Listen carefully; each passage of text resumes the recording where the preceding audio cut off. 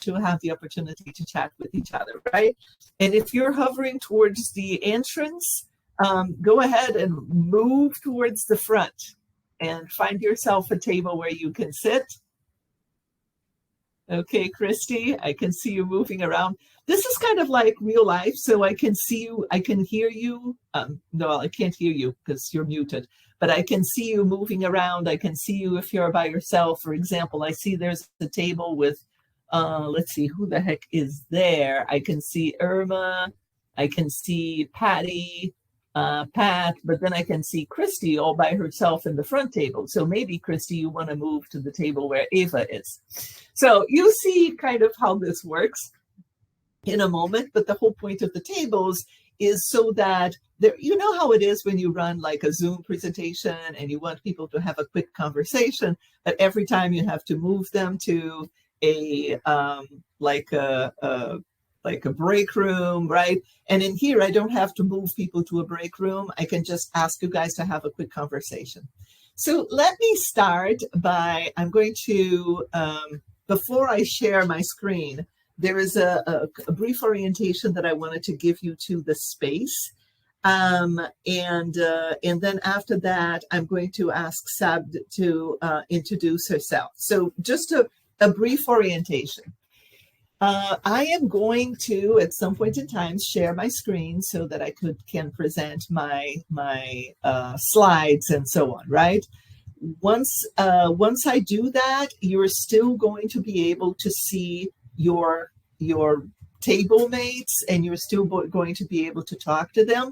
I would suggest that during my presentation, you mute yourselves, but then you unmute yourselves when it's time for you to talk to your table mates. Otherwise, obviously, they're not going to be able to hear you. If you want to open the handouts, you will see that there's an area here. I'm going to go close to where it is, where it says open the handouts page. If you click on that green button, it should open the handouts page in a separate tab, and then you can leave it open that way. Honestly, I tested this yesterday, and what my colleagues told me is that it didn't really matter, because at the point in which you're having a conversation, you have other people at your table with whom you can talk. So, and the other thing that I wanted to say is that once I start sharing my screen, it doesn't share automatically. There is a little button that says view screen that will show up. Sab, to help me out, and I'm going to ask you to come here to the, Sab, can you come over here to the, yeah, what I'm talking about. Like once I say that I'm going to share my screen, where is it that the little view screen button is going to show up so that participants know they have to click there?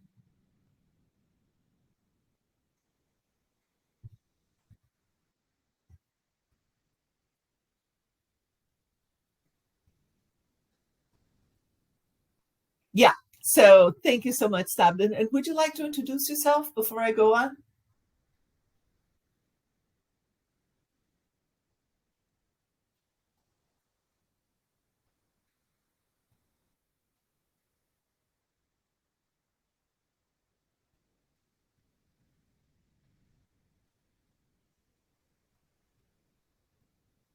Thank you so much. And can you say your name again so that I don't butcher your name like I just did? Saiv. Okay, Saiv, thank you so much. And I'm so grateful for you to be here. Okay, so remember what Saiv said. Once I decide to share my screen, for you to see it, there's going to be a little green button that is going to appear on my video to your right or to your left, wherever my video shows up for you.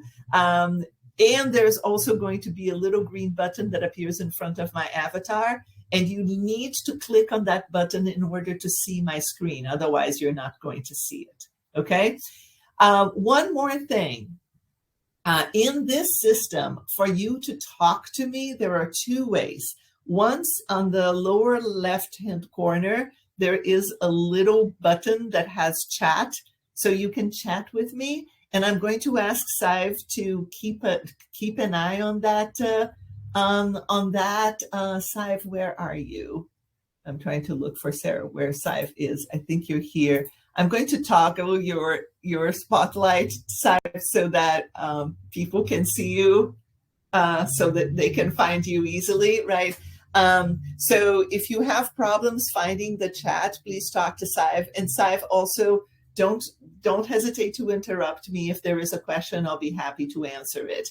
The other thing is, if you want to talk to me, for example, at the end of a table conversation, I might say, hey, could people from this one table to come over and share what you came about? You're going to have to come to this area over here that is the spotlight so that we can all see you. Otherwise, we're not going to be able to see you or hear you unless we're very close to you, okay? But don't be shy, because that's the way this works. That's the equivalent of raising your hand. It would be to come over here and say something. And I will specifically invite you to do that. And maybe Saif can give you kind of like a nudge when it's time for you to go, okay? So with that said, Saif, if you want to record, if you're not doing that yet, I don't know, you can do that. And I am going to share my screen. And let's see, I'm going to go to my Chrome and go to the presentation and the slideshow and return to space so that I can see you all. I have this whole system in here so that I can see you and I can see my presentation at the same time. Oops. All right, so at this point, if you have clicked on the button, you should be able to see a slide that says, everyone is a leader, but not all the time. So if you can't see that, then please ask Saif for help. Okay, Angie, do you have a question? Come over right to the, oh no. All right, so if you don't have a question, then find a table. All right. Okay. So welcome to Everyone is a Leader, but not all the time. My name is, let me see if I adjust that a little bit, guys. Hold on just a second. Because I am in a big monitor and I want to make sure that I can see you guys and I can see, whatever. I want to see you guys and I want to see the presentation at the same time. So if sometimes I'm looking weird and I'm looking to the side instead of looking straight to the front, is that I have two monitors in here. So I apologize about that. Let me see if I can adjust this a little bit more. Okay, there it is. Okay, so my name is Dr. Chris Wildermuth. I'm an associate professor and the director of the Bachelor of Science in Organizational Leadership at Barry University. Barry University is actually in Miami Shores, Miami, but I am actually in Melbourne, Florida. I moved from I moved from Iowa and then moved to Iowa from Ohio and then moved to Ohio from Rio de Janeiro, Brazil. So by now I've lived more in the United States than I've lived in Brazil in terms of, years of life. But I am a brand new Floridian and I've already faced 2 hurricanes, so I'm already a pro. So there, that's me. This is me making a shameless plug for my university. It's a beautiful university in the south of Florida. And we have not only the Bachelor in Organizational Leadership, which is the program that I actually direct, the program that I'm in charge of, but we also have a Master in Leadership and Innovation, a Master in Human Resource Development, and a Doctorate in Organizational Leadership with specializations in higher education and human resource development. So right after this presentation, I prepared the Eventbrite thing to send you automatically a message. And in that message, you're going to have the copy of this presentation or a link to this presentation. And then you'll be able to, if you're interested in this, either for your employees or for yourself, you'll be able to click on those buttons. Okay. And in terms of Bramble, I just wanted to tell you why Bramble, because obviously, like anybody else, I have Zoom, WebEx, Teams, like I have everything under the sun. And plus I have a few other programs, right?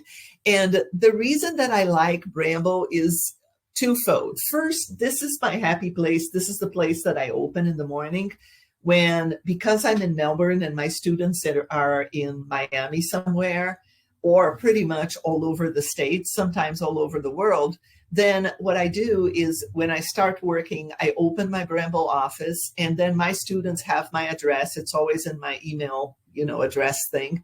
And they know that they can come and literally knock on my door. So it's the equivalent of if they were in the Barry University building and they just knock the door on my office, and they can just come to my private space, talk to me. My dog is there. My daughter's picture is there, like that kind of thing. And if I'm not in the office, it's the same thing as if a normal life, right? I might not be in the office all the time.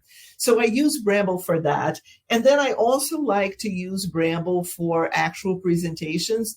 This is just a picture of what was happening yesterday when I was practicing this presentation.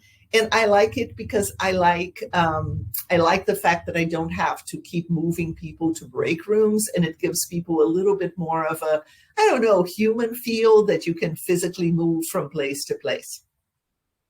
Okay. In terms of the SHRM number, I imagine many of you or several of you are here, and not only you're interested in the content of the presentation, but you're also interested in the professional development credit that comes from SHRM. So according to SHRM's requirements, I can only provide that number at the end. So I will do that. I will also send it to you by email after this presentation is over. I just ask you to please honor system, only use that number if you're here for the entire time.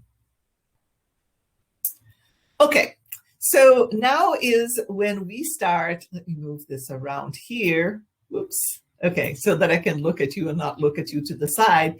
I'm going to ask you to talk in your tables about the questions that I have. That I have on the screen, and they are: think of a leader who inspires you. And that person may be anyone. It may be a historical figure, it may be a person close to you, it may be a family member, it can be anybody. And then think about all the people who may have supported or influenced this person. And then share your briefing, share your thoughts. I say here, share your findings, but it's actually share your thoughts in a brief conversation with your table mates. If you haven't done that yet, you may briefly introduce yourself.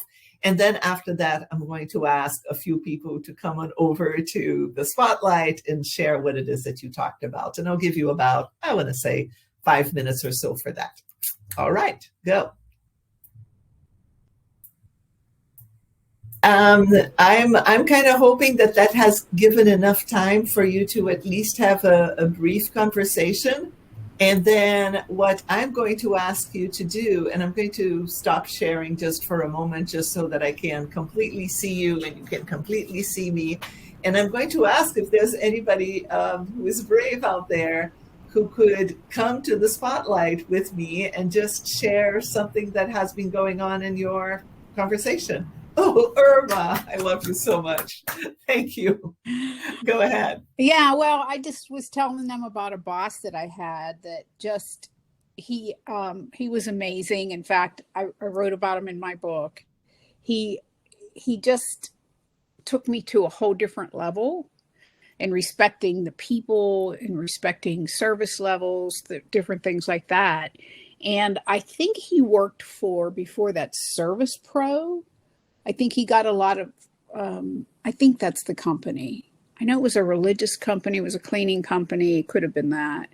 And I know he was in the military, so I'm not sure where it all came from, but I'm still friends with him today. I admire him tremendously. Thank you so much, Irma. I appreciate that. Okay, is there anybody else who would like to come to the spotlight and share some of your thoughts? Maybe somebody you thought of, and maybe somebody who you feel was next to that person. And if you get nervous about the exact, ooh, I can see Pat coming my way. Oh, yay. Thank you. Guys, you've all facilitated before, right? So you know how much joy you give the facilitator when you actually answer the call. Thank you, Pat. Go ahead. Welcome. What I said, and someone else also agreed in my table, is that I remember one boss that I get 30 years ago, probably if I have to think to one person. But in fact, in my life, I have many different people that inspired me. In my profession, in my private life, I belong to some association, and in one of these associations, I found so many people that I can tell them leaders and that inspired me in for my personal growth. So I can't not say one person, but I think really many. Got it. Thank you, Pat. Thank you so much. And colleagues, one thing that I totally forgot to say, and I should have said that right away, is that if anybody would like to have captions, if you go to the Chrome, hopefully you're using Chrome, if you go to settings under Chrome, and what I'm going to do is I'm going to share my screen. And once again, you have to click on view screen when I do that. But this time I'm going to share the actual screen where I'm in, right? And I'm going to return to the space so that you can see what it is that I'm doing. If you go to settings under Chrome, can you all see that? The spotlight so that I can hear you and let me know if you all can see my Chrome settings page. Okay, wonderful. So if you go here to accessibility and you click on live caption, you should be able to see the caption. So sometimes people enjoy that. Okay, let me stop sharing now. Sometimes people enjoy that, even if it's not an issue of your being a member of the deaf or hard of hearing community. You may want that because of English as a second language or any other reason whatsoever. So just wanted you to know that that is possible in case you're not using it yet. Okay, so I'm going to share my screen again, but this time I'm going to share the screen of the actual presentation and then keep on going with the presentation. Hold on, let me go in there. Okay, here I am. Okay, so thank you for that. So I've already done this. I'm not going to go too long with the whole idea of the geese in flight, because I'm sure most, if not all of you, have heard the story before. So I'm going to be super brief. But I am absolutely fascinated by the story of the Canadian geese. And if you by any chance haven't heard the story, just do a quick Google search, Canadian geese and leadership, Canadian geese and teamwork, and you're going to see like a zillion articles about that. It's hardly an original thought, but it is kind of the symbol. When I think about leadership, I immediately think of the geese. And the idea of the Canadian geese is that the way that they fly in formation is that each goose flies in a way that lifts the air and makes it easier for the goose that is immediately behind them to move a little swifter, to use a little less energy because of the lift of the air from the geese immediately in front of them. Well, of course, what that means is that the goose that is right at the front is using the most energy. And that means that goose, the lead goose, gets tired. So then what happens with the geese is that when that lead goose gets tired, another goose stays behind to support that goose that got tired, and another goose takes over. So that's it in a nutshell. There's a lot more information about Canadian geese, but I just thought I'd explain to you why I use the geese in my stories, why I use the geese in everything that I talk. Whenever I talk about leadership, I very often talk about goose. And then the second image that I have here is of the hat that the handmaids watch in the Hulu series, The Handmaid's Tale. I'm not going to assume that everybody in the room is watching The Handmaid's Tale or has read Margaret Atwood's The Handmaid's Tale and the Testaments book, or the Hulu series. It's a fantastic series, by the way, and fantastic books if you have the chance to read them. But right now, I am working on a book that is tentatively entitled Against All Odds, Leadership in The Handmaid's Tale. And one thing that becomes abundantly clear to me as I work on my book and as I really dive into the series is that the June Osborne, who is the protagonist of the story, who is the person, like the story is told from her point of view, right? So she's a really important character. But what is very clear to me is that June is not the only leader of the story. Not only that, but June is not even the most important leader or even the best leader. Like, there are many moments in which June is clearly only out for herself or only thinking about her loved ones and is not really focusing on the common good. And there are myriad other people in the story who are going to make it happen, who are going to solve the multiple problems that you see in the universe of The Handmaid's Tale. This is just an example. It doesn't really matter if I'm talking about The Handmaid's Tale or pretty much any show you've seen, any book you've read. If you think about it, there isn't one leader. There isn't one person who solved all the problems. And even if there is one person on whom the light is shining, kind of like me under the spotlight right now, there are bunches of other people with expertise, with courage, with really determination, who are also making that world works. It would be kind of the equivalent of our thinking, hey, if only we had a world leader who could solve all the problems of the world. I mean, that whole idea is completely ludicrous, right? Then why do we think it's possible in an organizational sense? So I wanted to start with my basic philosophy around leadership before I move on. Okay. Once again, guys, if anybody's having any trouble seeing my screen or specifically seeing the presentation, please go to Saiv and ask her for help. Where are you, Saiv? I can't see you now. In where are you? Are you around? Yeah, I can see her there. Okay, yay. So if anybody needs help, please ask her. Okay, so I'm going to start this with two personal stories. The first story is of me and my good friend, Sarah Noel Wilson. Some of you may have heard of Sarah Noel Wilson because she is pretty well known in the speakers circuit, and she has been a keynote speaker in various Society for Human Resource Management events. She's written a book about elephants in the room and kind of like how do you avoid them? How do you deal with the elephants? She's a fantastic author and a fantastic speaker, and also a very close friend of mine.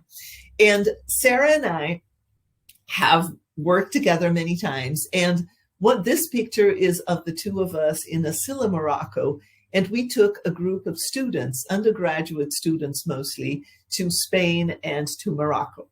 And if you've ever taken a group of people to a foreign country, especially a group of inexperienced students and inexperienced travelers to another country, you will know that it's an exhausting proposition. You start working early in the morning. At the end of the day, you're debriefing what happened in the day. You're planning what's going to happen in the other day. No matter what you plan, something is going to go wrong. So it's absolutely exhausting. And because Sarah and I are very much into the idea of leadership is leadership is a passing the baton. Leadership is a communal process. Leadership is a shared process. We were very comfortable with very quickly telling each other, goose. So I would tell my friend, hey, Sarah, goose. And she immediately knew what that meant. She knew that I meant I am exhausted, I am tired, I'm going to sit down now. I am going to be a participant and you are taking over. And when she got tired, she would say to me, Chris, Goose.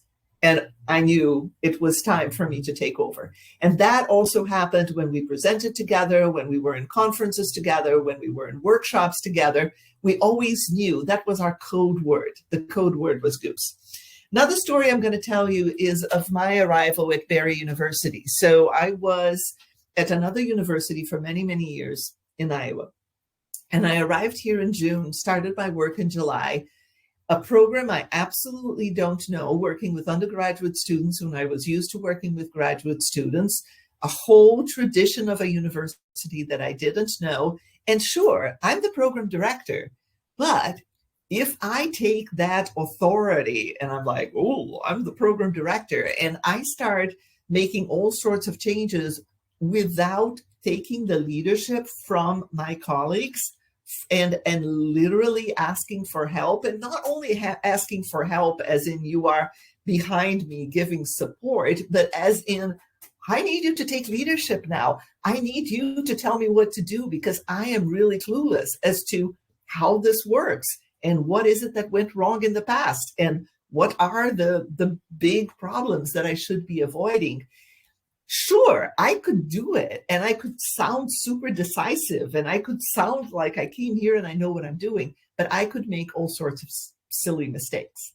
So that's kind of like a personal side of the way that I see leadership as a very dynamic endeavor. Margaret Wheatley is one of my favorite, absolutely brilliant authors. If you have never if you have never read anything by Margaret Wheatley, I strongly recommend her. She has a variety of books, each more brilliant than the last. But one of her most famous books is called Leadership and the New Science, which was originally published in 1992. And just in case, I'm going to literally read what's on the screen here. In 1992, she wrote, "This is a world where small groups of enraged people alter the politics of the most powerful nations on earth. It is a world where very slight changes in the temperature of oceans cause violent weather that brings great hardship to people living far from those oceans. It's a world where pandemics kill tens of millions and viruses leap carelessly across national boundaries. It's a world of increased fragmentation where people retreat into positions and identities." I read that excerpt and I think, wow, you wrote that in 1992? It seems like you wrote it yesterday. And our tendency when we think about war in the Ukraine and the pandemic that we thought was behind us and now everybody's saying is coming back, or what's happening with Ebola in Kenya, or what else is going on in the world, it makes us long for somebody to save us. It makes us long for some brilliant leader who will come out of the once in a generation place and somehow come up with the solutions. And that leads me to 3 leadership myths that are often perpetuated in leadership development programs, by the leadership literature, by our very idea of what a leader means. The first one is the hero, is the idea that a leader is this very special person. So if I ask you to think of a leader, you may think of some very powerful person in your organization, or you may think of Martin Luther King Jr., or you may think of Mahatma Gandhi, you may think of somebody who is like very special. And of course, if when we think of a leader, we think of a once in a generation genius, then we're not very likely to see ourselves as leaders because we're not that, right? Like, how could somebody be that? When in reality, even though you do have once in a generation people who are pretty amazing, the world could not go round with only once in a generation people. It has to go round with everyday people just like we are.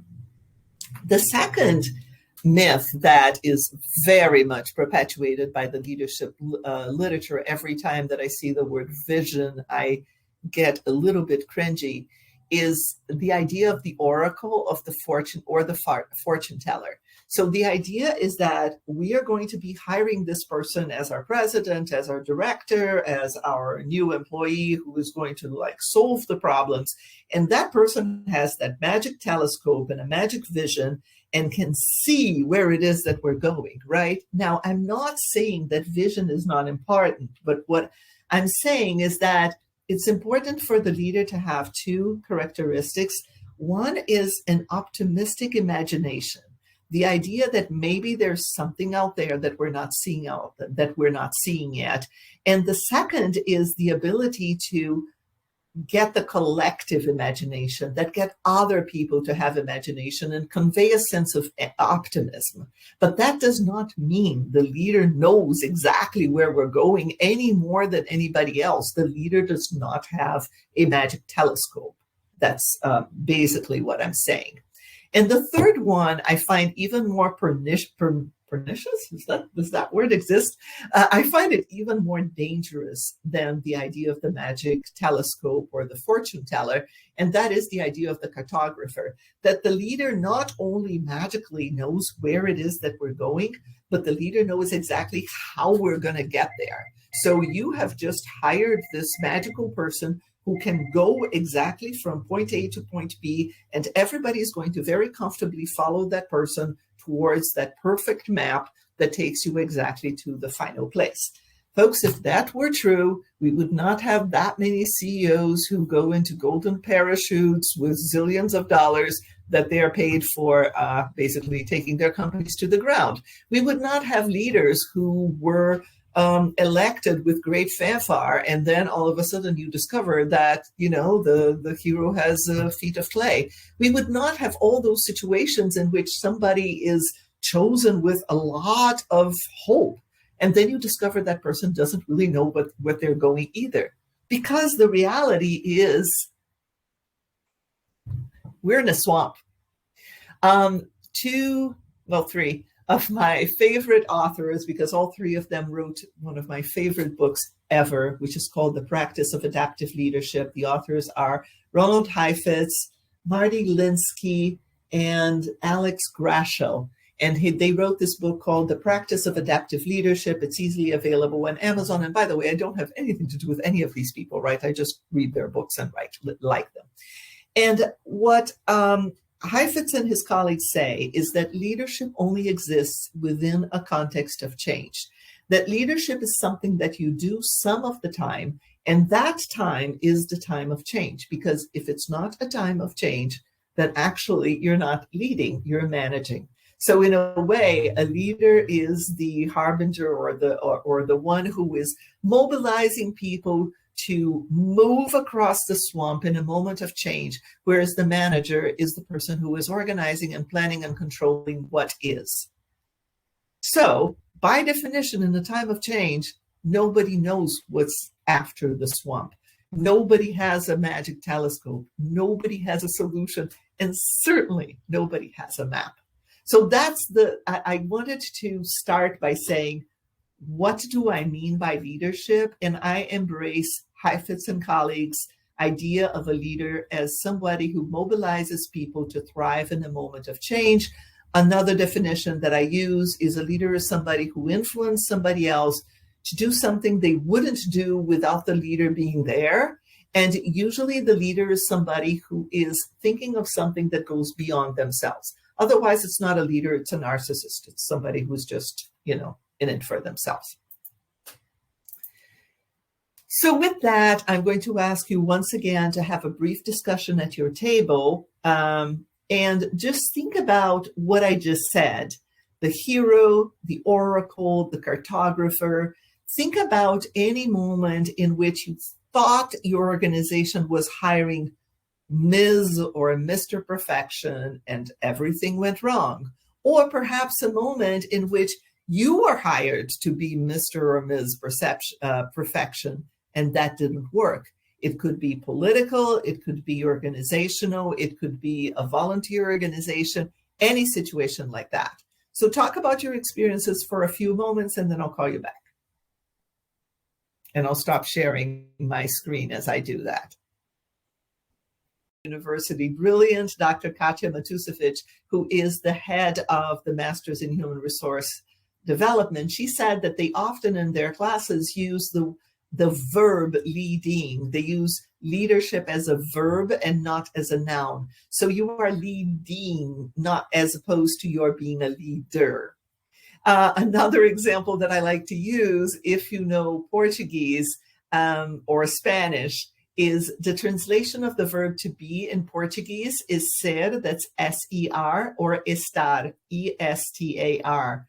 And the difference between ser and estar is that ser is used for a permanent situation. So, for example, I'm a cisgendered woman, so I would say I am a woman. That's not something that I envision changing. So I'm using the verb ser there, eu sou uma mulher. But if I want to say that I'm sitting or I'm reading or I'm working on the computer, I would say eu estou sentada, I am sitting, because it is not a permanent thing. So what does that have to do with leadership is that I would say that leadership is an estar thing. It's something that you are doing at that moment, but it's not something that you are, period. Now, I looked for some alternative models, and I'm going to go super quickly through them. One of them is shared leadership, and that's the idea that different people may step into the leadership role at any time. For example, Pierce and his colleagues, he talks about a very dynamic process in which people are passing the baton. And they also talk about leadership as multi-level. So you're leading up, you're leading sideways, you're leading downwards, and it happens at all time really, really quickly.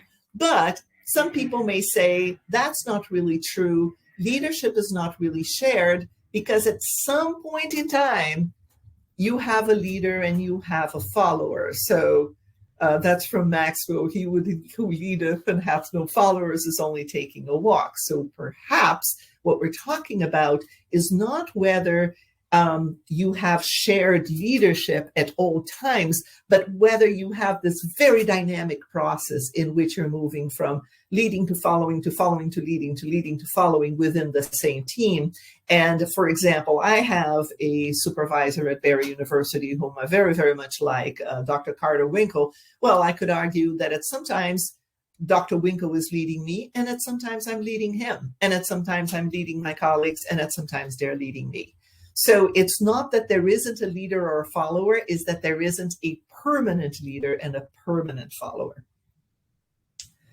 So one last idea that I wanted to leave you with is the idea of a micro leadership moment. One colleague of mine came here to my office one day in which I was feeling really despondent and really like, oh my gosh, I'm exhausted.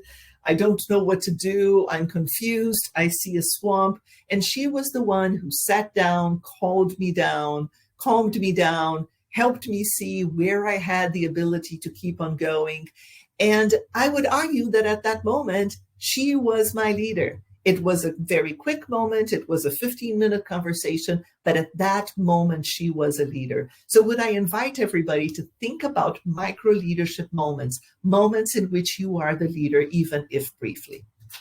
So I'm going to move on just because of time constraints. Some implications and final thoughts for HR, for leadership development, for coaching. The first one is, if anyone can be a leader, but not all the time, then leadership development is not only for high potential people. So we need to stop thinking about leadership development as something that only a few people need to be part of. Instead, leadership development should be for everybody. And we should always think about developing our followers to be our leaders some of the time. And not only that, but also think about ways in which we create an environment in which people will feel the responsibility to lead and the safety to lead. So ask yourselves, as if not in your organization, leadership is fluid and dynamic, or leadership is permanent. Because if it is permanent, you're losing some talent, you're losing some opportunities there. Leadership is everyone's job. So if I come to my team and I say, okay, guys, what decision do I make here? What do we do? How do we improve our program? I could not, and I should never hear, Chris, this is your job. It's not my job. It's everyone's job. Stop waiting for someone else to save us, because that's not going to work. That's not going to be helpful. Okay, folks, sorry for these at the end, like finishing with everything. The Society for Human Resource number is on the screen. The activity ID is 22QEZUY. I'll say it again, 22QEZUY.